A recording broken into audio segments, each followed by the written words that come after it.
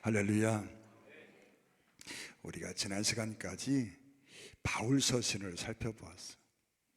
로마서부터 시작해서 히브리서까지 바울 서신 전체를 살펴보았는데, 오늘부터는 야고보서를 시작하도록 하겠습니다.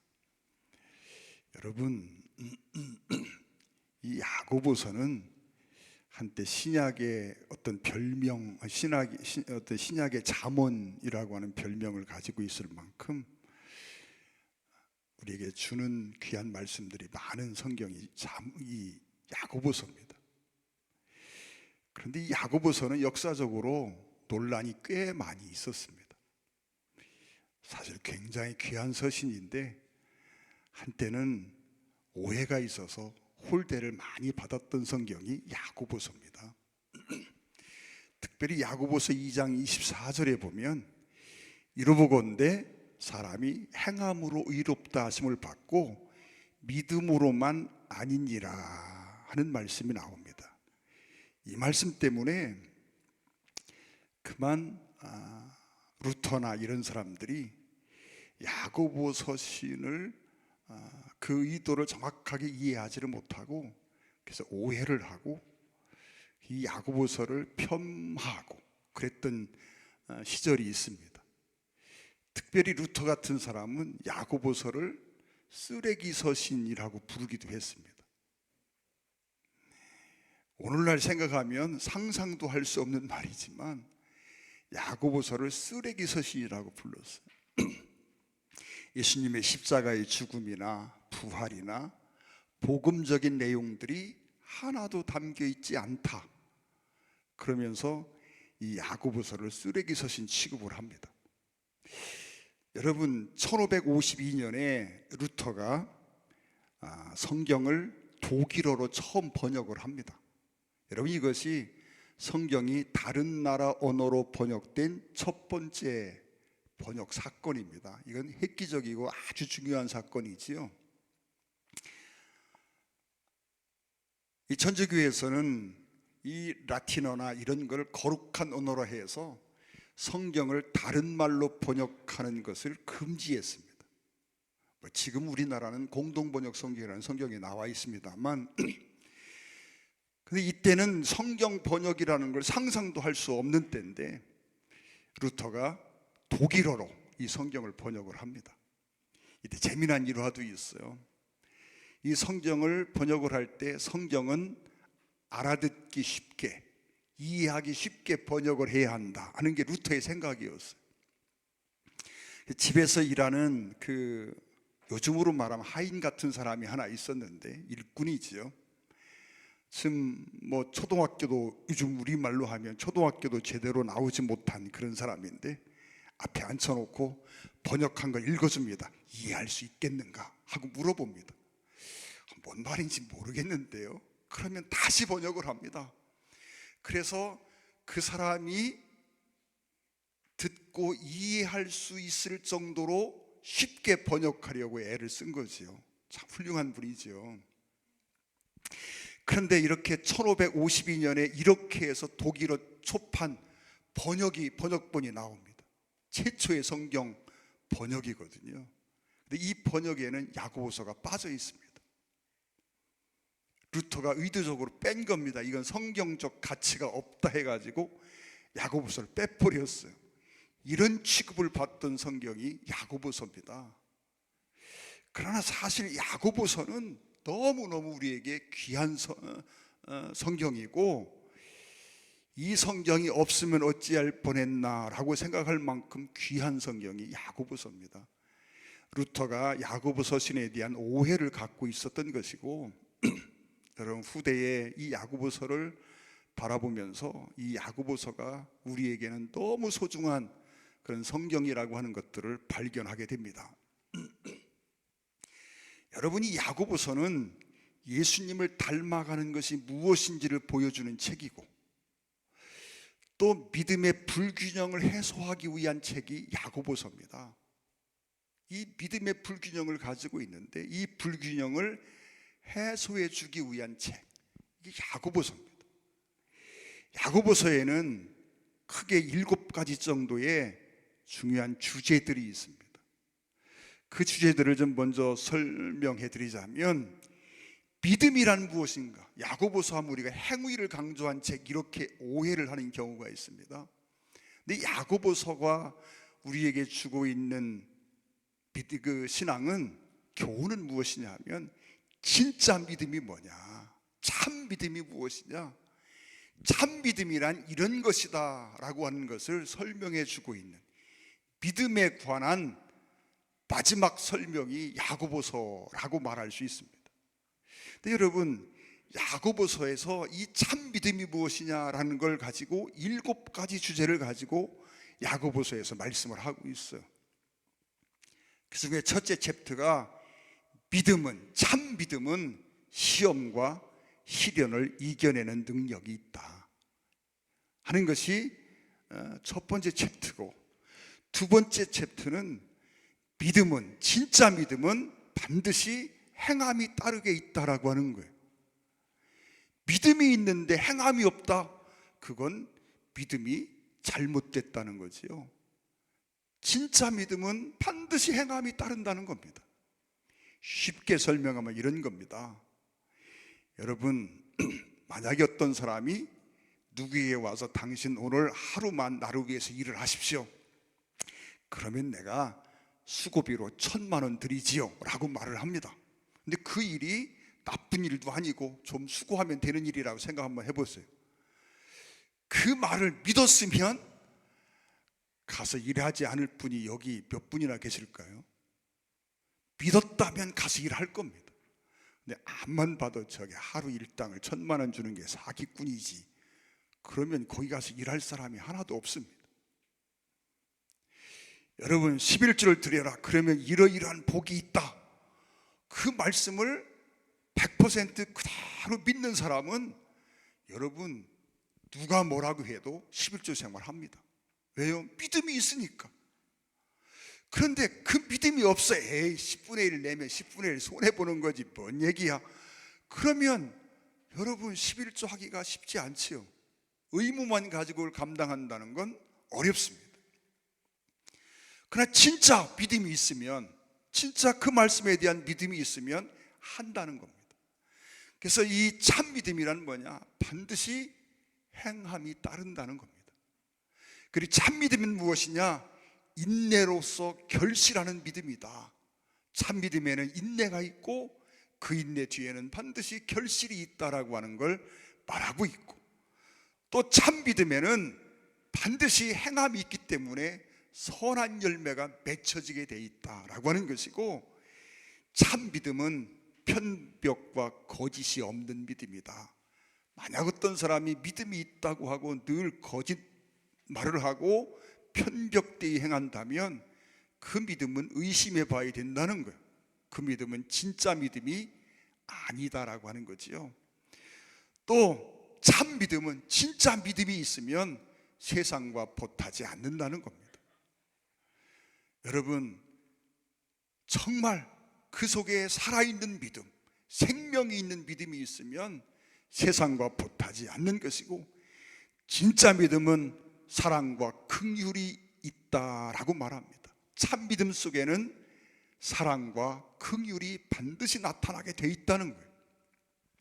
이런 7가지 주제의 말씀들을 가지고 참 믿음이란 무엇인지를 설명하고 있는 성경이 야고보서입니다.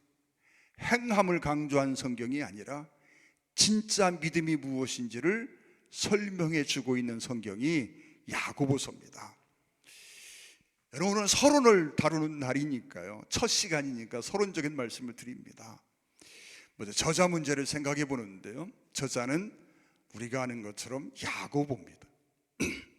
여러분, 야고보인데 도대체 어떤 야고보냐라고 하는 거지요. 성경에 등장하는 야고보도 많이 있습니다. 여러분, 당시 유대인들은요, 야고보라고 하는 이름을요 많이 가지고 있습니다. 우리나라에 영희 또는 영철이 이런 이름들 흔하지 않습니까? 이런 이름들만큼이나 흔한 이름이 야고보입니다. 야고보의 구약적 이름이 야곱이거든요. 여러분, 야고보가 야곱이고 야곱이 야고보입니다.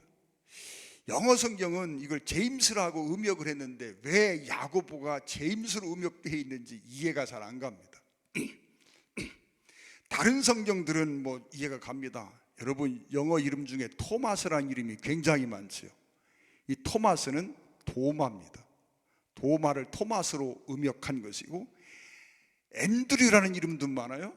매튜, 여러분 우리 주석을 쓰신 분 중에 매튜엔이라는 분도 있는데, 매튜라는 이름, 앤드류라는 이름, 잔, 필립, 이런 이름들이 많은데 이게 다 성경에 있는 이름들입니다. 요한이라든지 또는 필립이라든지 베드로, 마태, 안드레가 앤드류죠.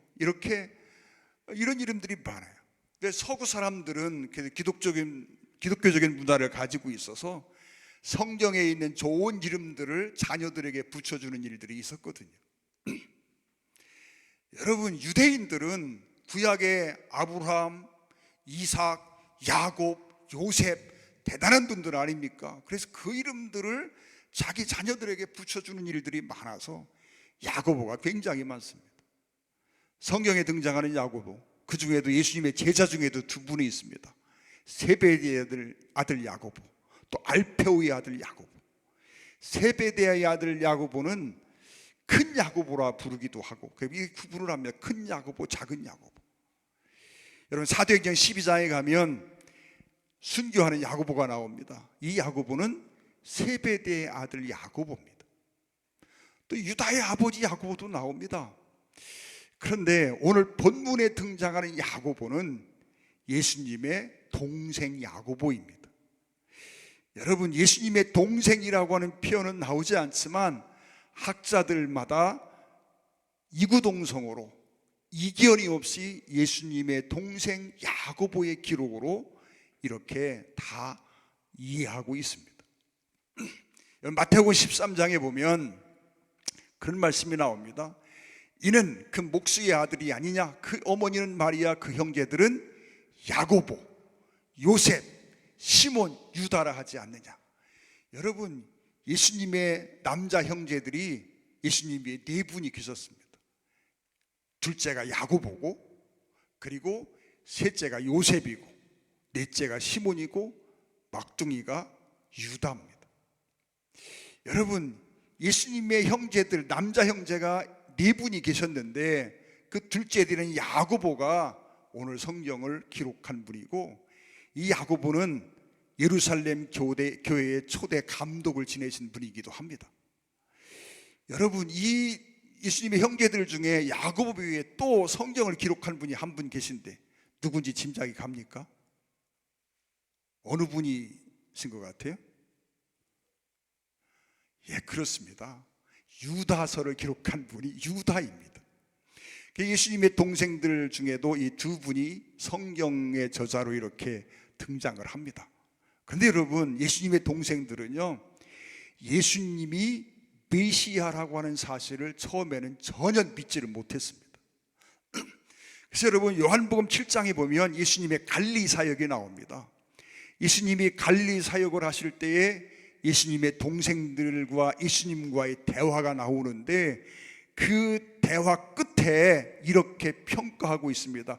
왜 이런 대화가 나왔는지를 마태가 그 이유를 설명하면서 이는 그 형제들까지도 예수를 믿지 아니함이로라, 이렇게 평가하고 있습니다. 예수님의 형제들이 예수님을 믿지 않았다는 거죠. 믿지 않았다는 게 뭘 믿지 않았다는 거예요? 예수님이 메시아라고 하는 사실, 하나님의 아들이라고 하는 사실을 믿지 않습니다. 여러분, 아마도 예수님의 형제들은 그의 아버지나 그의 어머니 마리아가 예수님에 관한 말씀들을 분명히 전해줬을 겁니다. 그럼에도 불구하고 믿어지지가 않습니다. 이게 상식에 맞지 않거든요. 도무지 이성적으로는 이해가 불가능합니다. 이게 말이 돼? 이런 생각을 갖는 거죠. 자기 어머니, 아버지, 자기를 낳아준 부모가 이야기를 해도 그 형제들은 예수님이 메시아라는 사실이 믿어지지가 않는 것입니다. 여기서 우리가 한 가지 깨닫는 게 있습니다. 믿음은 전적인 하나님의 은혜의 선물입니다. 여러분, 제가 저를 봐도 그렇다 그랬지요. 나 같은 사람은 예수 믿기가 하늘의 별 따기만큼이나 어려운 사람이었습니다. 따지기 좋아하고 분석하기 좋아하고 이과적인 성격을 가지고 있는 사람이거든요. 문과적인 성격을 가지고 있지 못합니다. 그래서 제가 토목을 전공했습니다. 근데 여러분, 그런 사람들이 예수를 잘 못 믿습니다. 그런데 그렇게 믿어지지 않던 예수가 어느 날 내게 들어왔습니다. 내가 스스로 생각해도 이해가 되지 않는 사건입니다. 내가 예수 믿는 사건이 나도 이해가 안 됩니다. 이해하려고 해도 그게 불가능합니다. 어떻게 내가 예수를 믿지? 어떻게 성경을 하나님 말씀이라고 1점 의심하지 못하고 믿을 수 있을까? 이해가 안 되거든요. 여러분, 아버지 어머니가 나를 낳아준 부모가 그 형 예수에 대해서 하는 말을 들었음에도 불구하고 예수님의 동생들도 예수님이 메시아라는 게 안 믿어지는 겁니다. 그리고 자기 형이 하는 일들이 도대체가 저게 뭔 짓인지 이해가 안 갑니다. 그래서 여러분, 성경에 보면 뭐라고 말합니까?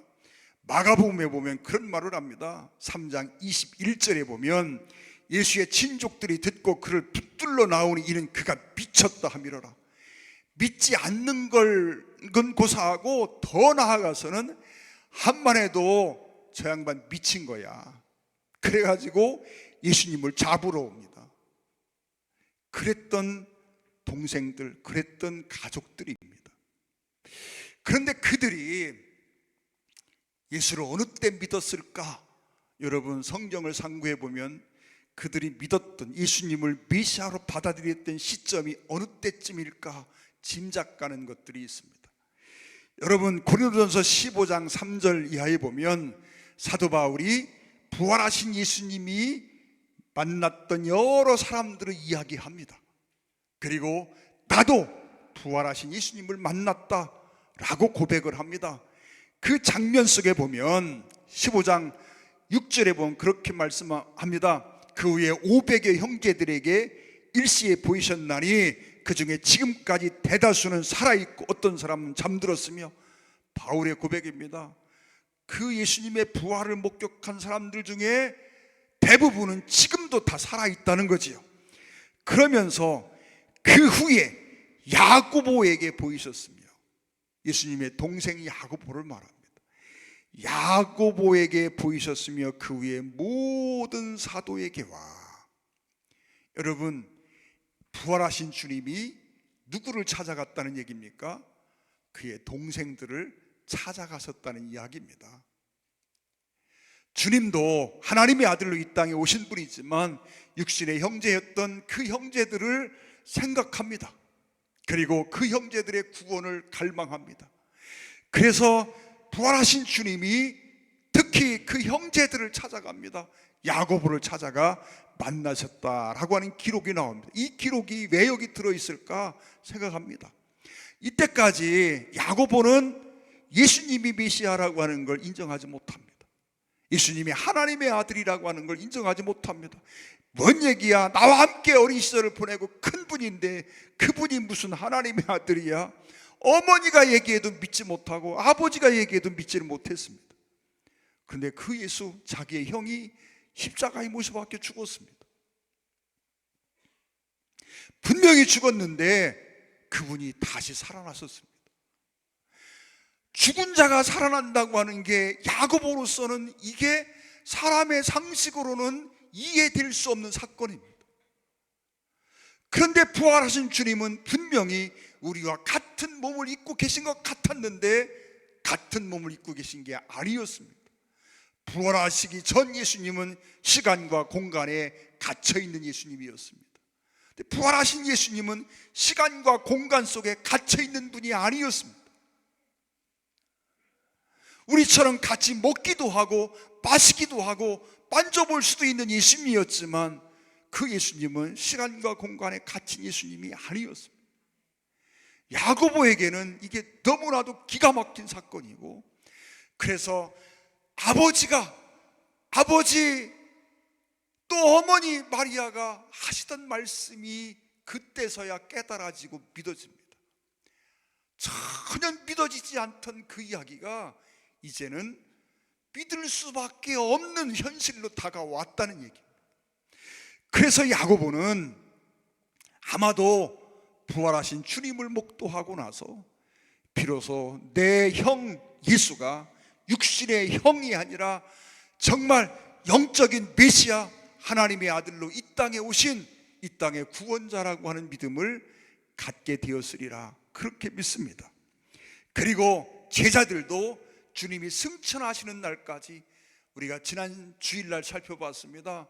주님이 승천하시는 그때까지도 예수님을 인류의 구원자 메시아로 믿지 못했고 정치적인 메시아, 이스라엘의 해방자, 유대인의 구원자로만 생각했었다라고 했습니다. 그런데 그들이 오순절을 지나면서 그들 속에도 믿음의 변화가 생겼다 그랬어요. 정치적인 메시아가 아니라 온 인류의 죄를 담당하는 구원자 메시아로 그 예수님에 대한 인식이, 믿음이 달라졌음을 우리가 보았습니다. 여러분, 예수님의 형제들이 그 오랜 시간 동안 예수님과 함께 하면서도 예수를 믿지 못했지만 어느 순간 때가 되니 그 형제들도 예수님을 구원자로, 메시아로, 나의 형이 아닌 나의 구원자로 받아들이는 그런 변화의 역사가 생겨납니다. 여러분, 우리가 꾸준히 기도하고 정말 소원을 품고 말씀을 증거하다 보면 언젠가 우리의 형제들이, 우리의 자녀들이, 우리의 가족들이 주님 앞에 돌아오는 날이 있을 줄로 믿습니다. 여러분, 그러면 수신자 문제를 잠깐 살펴봅니다. 여러분, 수신자는 야고보가 사도가 아닙니다. 야고보가 예루살렘 교회 초대 감독으로 목회를 하셨습니다. 그런데 야고보가 예루살렘 교회에서 목회했던 성도들이 지금은 사방팔방 다 흩어져 있습니다. 함께 할 수 있는 상태가 안 됩니다. 그런데 그들이 가 있는 곳곳에 많은 문제들이 생겨납니다. 외부적으로 많은 고난과 핍박이 왔습니다. 그런데 외부적인 고난과 핍박은 그래도 위험하고 힘든 일이지만 그것보다 더 큰 걱정거리가 있었는데 그것은 내부적인 문제였습니다. 그 성도들 속 내부에 있는, 그들 안에 있는 내적인 문제가 더 심각한 문제였습니다. 여러분, 절부들이 생겨나고 신앙은 형식화되고 경제적인 이유로 성도들 간에 차별이 생겨나고 그러면서 성도들 간의 사랑도 식어지고 성도들 간에 오가는 언어가 날카로워지고 무언가 정말 부드럽지 못하고 서로에게 상처를 주고 있고 서로 향한 독설과 교제 상실까지 더해져서 교회 공동체가 파괴될 지경에까지 이르게 됩니다. 이러한 상황 속에서 야고보는 담임 목사의 심정으로 당신이 사랑하고 당신이 섬기고 목회했던 성도들이지 않습니까? 그래서 오늘 1절에 보면 수신자를 말할 때 흩어져 있는 12지파에게 문안한다라고 말합니다. 야고보가 목회했던 성도들의 대부분은 유대인들이거든요. 그들이 지금 흩어져 있는데 이런 내적인 문제들을 가지고 있습니다. 외부의 문제도 있지만 내적인 심각한 어떤 문제 속에 직면해 있습니다. 그때 야고보는 목회자의 심정으로, 영적으로 믿음의 아버지 같은 심정으로 그 사랑하는 믿음의 가족들에게 서신을 쓰게 됩니다. 그게 야고보서입니다. 야고보는 이러한 교회들을 책망하기도 합니다. 이러한 공동체의 모습을 책망하기도 합니다. 그러면서 교회가 회복되어야 될 본래의 성숙한 모습이 무엇이냐, 성도가 추구해야 될 참 믿음의 모습이 무엇인가를 설명해주고 보여주고 있는, 가르쳐주고 있는 성경이 야고보서입니다. 아무리 거룩한 교회도 세속화될 수 있다고 하는 사실을 여실히 보여주고 있습니다. 말씀드린 것처럼 행위를 강조하기 위한 책이 아니라 믿음의 불균형을 사로잡고 진짜 믿음이 무엇인지를 설명해 주기 위한 책, 이게 야고보서입니다. 여러분, 오늘 본문에서 야고보는 그렇게 말합니다. 시험을 만나거든 기쁘게 여기라, 그렇게 말합니다. 시험에는 크게 두 종류가 있습니다. 하나는 하나님이 주시는 시험이 있고, 하나는 마귀가 주는 시험이 있습니다. 마귀가 주는 시험이라고 말하지만 그 속에는 내 안에 내재되어 있는 육신적인 욕구로 말미암아 생겨나는 시험들, 그게 대부분입니다. 여러분, 하나님이 주시는 시험에는 여러분 우리에게 반드시 주는 유익들이 있습니다. 오늘 하나님이 아브라함을 시험하사 그렇게 말합니다. 여러분, 그 시험을 통과하고 아브라함의 믿음이 정점에 이르게 됩니다. 여러분, 하나님이 주시는 시험은요, 때로는 아프고 쓰리고 견디기 힘든 것들이 너무나 많이 있습니다. 우리가 구약 성경을 공부해 왔습니다. 여러분, 3일 저녁에 구약 성경에 이사야서, 에레미야서, 에스겔서 이런 성경들을 공부하고 해왔고, 지금은 다니엘서를 공부하고 있습니다. 여러분, 그 성경들을 쭉 보면서 무슨 생각이 들어갑니까? 분명히 하나님이 주시는 시련이고 시험인데 너무나 가혹하다는 생각이 들어갈 만큼 여러분, 견디기 힘든 고통들이 있었습니다. 그러나 그 고통들을 그들에게 주시는 하나님의 심정에 대해서 우리가 생각해 보았습니다. 성도가 비록 하나님이 주시는 시련 속에서 고난을 당하고 있지만 성도가 흘리는 피눈물보다 그 성도가 당하는 고난과 고통 속에서 흘리는 하나님의 피눈물이, 하나님의 절규가 얼마나 크고 엄청난 것인가를 우리가 알아야 된다고 말씀을 드렸어요. 왜? 그들에게는 그 시험이 필요했습니다. 그 시험이 없으면 아예 망해버리가 생겼습니다. 그 시련들, 그 고난들이 그들에게 필요했습니다. 물론 잘못 뛰어서 고난을 당한다고 말하면 쉽습니다. 그러나 잘못된 거에 대한 징계도 있지만, 심판의 의미도 있지만, 그러나 궁극적인 하나님의 뜻은 그들을 바로 세우기 위한 하나님의 섭리였다고 하는 걸 우리는 잘 알고 있습니다. 그 시험을 받을 때 얼마나 힘들었을까요? 우리가 그 현장에 있으면 견뎌낼 수 있을까요? 정말 생각해 봅니다. 그 현장에 있으면 내가 하나님을 원망하지 않고 그래도 하나님께 감사하고 지나갈 수 있었을까? 그러면서 하나님 앞에 기도하기를, 하나님, 제가 그 시험의 현장에 없었음을 감사합니다. 네, 여러분, 어찌합니까? 우리에게 그런 시련이 오게 될지.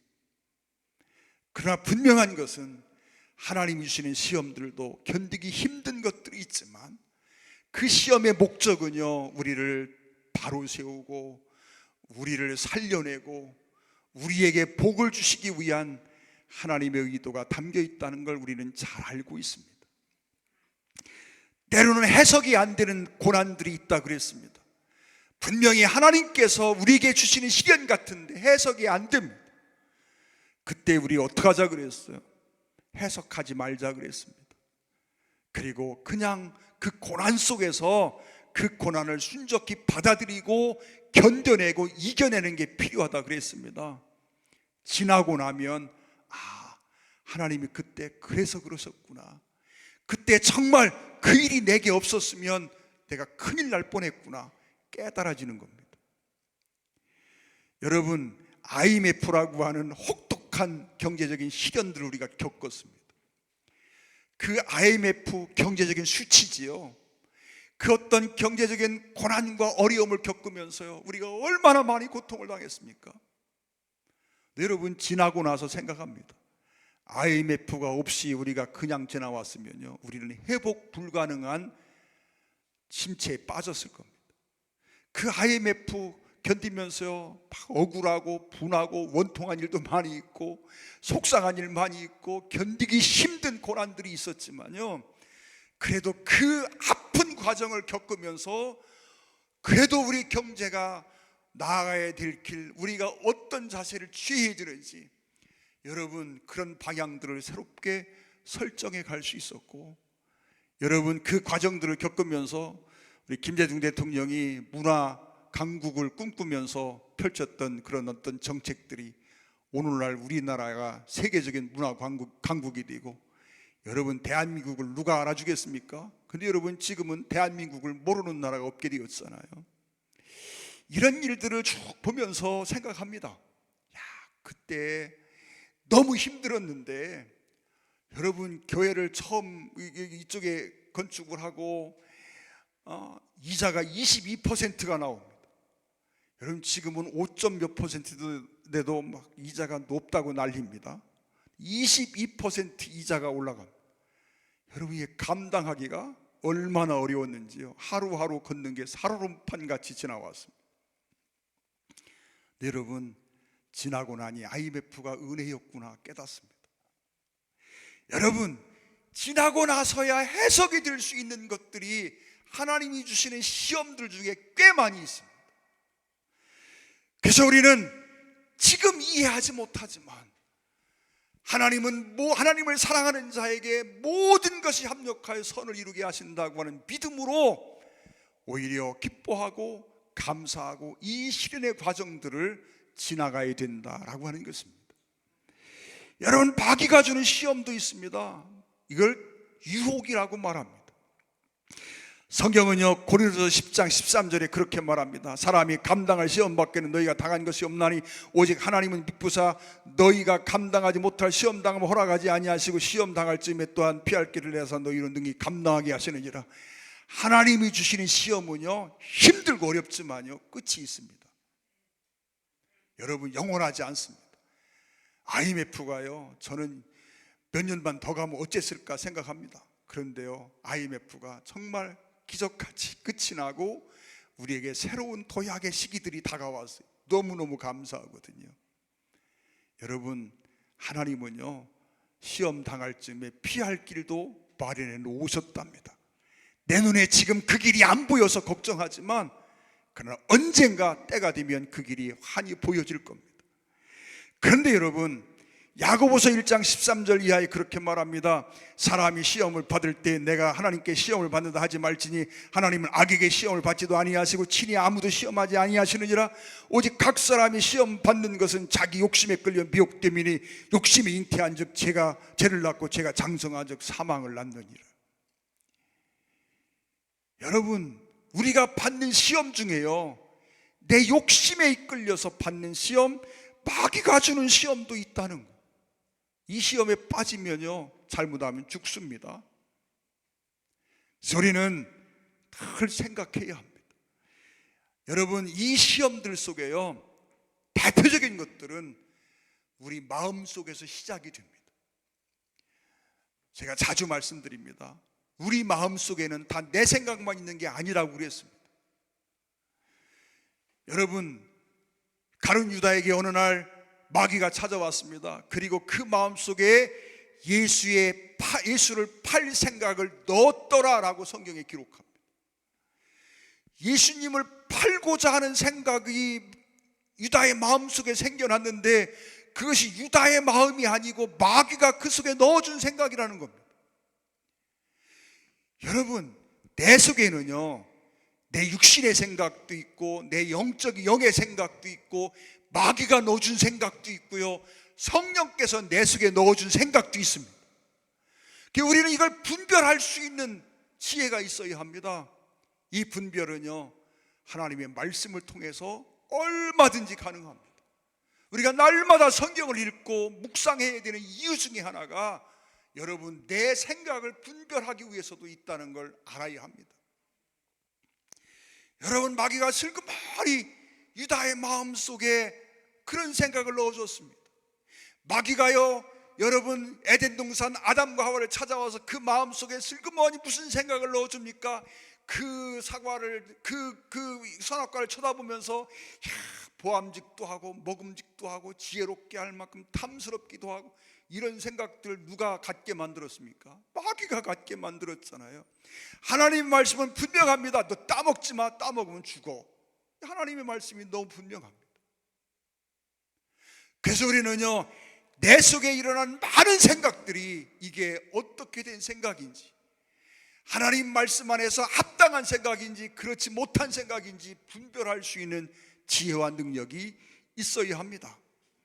여러분, 우리가 이렇게 시험을 잘 이기면요, 믿음이 성장하는 기회가 되기도 합니다.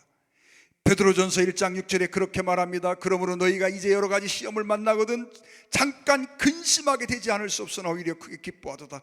너희 믿음의 확실함은 불로 연단하여도 없어질 것보다 더 귀하여 예수 그리스도께서 나타나실 때에 칭찬과 영광과 존귀를 얻게 할 것이라. 하나님이 주시는 시험이든 마귀가 주는 시험이든 그 시험을 잘 견디고 이겨내면 여러분 동일하게 믿음이 성장하는 기회가 되기도 합니다. 또 하나님께 인정받는 기회가 되기도 합니다. 여러분, 오늘 12절에 그렇게 말합니다. 야고보서 1장 12절에 시험을 참는 자는 복이 있나니 이는 시련을 견뎌낸 자가 주께서 자기를 사랑하는 자들에게 약속하신 생명의 면류관을 얻을 것이기 때문이라. 또 여러분, 영적 성장의 기회가 되기도 합니다. 시편 50편 15절에 환난 날에 나를 부르라. 내가 나를 건지리니 내가 나를 영화롭게 하리라 라고 말씀합니다. 여러분, 우리에게는 끊임없이 시험이 다가옵니다. 하루에도 수차례씩 다가옵니다.